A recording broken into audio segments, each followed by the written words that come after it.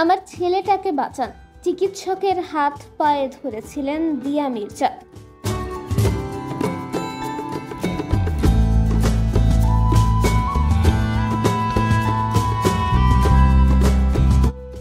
সন্তান জন্ম দিতে গিয়ে প্রাণ হারাতে বসেছিল বলিউড অভিনেত্রী দিয়া মির্জা। সেই ভয়াবহ অভিজ্ঞতা সম্প্রতি এক সাক্ষাৎকারে ভাগ করে নিয়েছেন তিনি।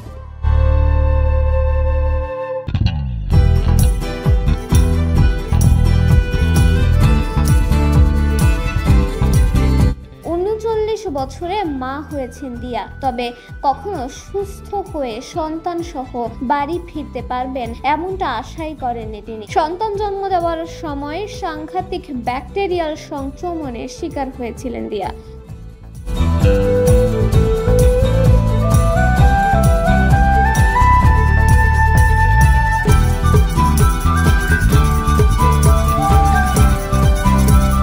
অভিনেত্রী যখন 5 মাসের অন্তঃসত্ত্বা, তখন তার অ্যাপেন্ডিক্স অস্ত্রোপচার হয়েছিল। দিয়ার ধারণা সেখান থেকেই শরীরে সংক্রমণ হয়েছিল। সাক্ষাৎকারে দিয়া জানিয়েছেন, নির্দিষ্ট সময়ের আগেই সন্তানের জন্ম দিতে হয়েছিল তাকে।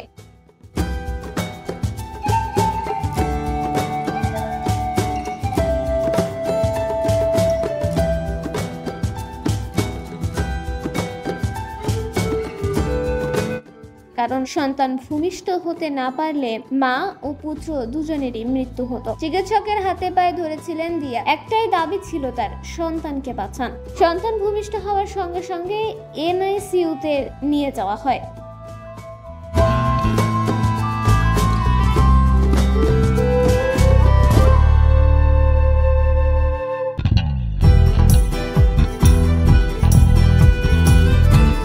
জন্মের পরে সন্তানের ওজন ছিল মাত্র 10 গ্রাম। অভিনেত্রী জানান, জন্মের মাত্র 36 ঘন্টা পরেই সন্তানের শরীরেও হয় জটিল অস্ত্রোপচার। চিকিৎসক দিয়াকে জানিয়েছিলেন, শরীরের সংক্রমণে প্রাণ সংশয় ছিল নবজাতকের, আর সামান্য দেরি হলেও কাউকেই বাঁচানো যেত না।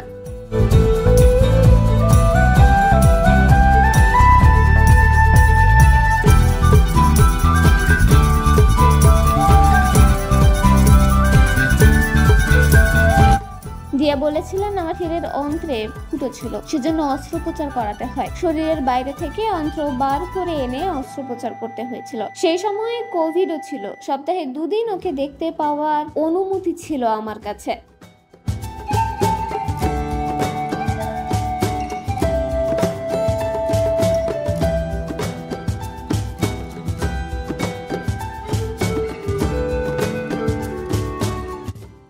আড়াই কেজি ওজন না হওয়া পর্যন্ত ওকে ধরা যাবে না, এই নির্দেশ ছিল। ওকে বাড়ি আনার পরেও কোনো নার্স ওকে ধরতে সাহস পেত না। এই ভয়াবহ স্মৃতি নিয়ে একটি বইও লিখবেন জানিয়েছেন দিয়া মির্জা।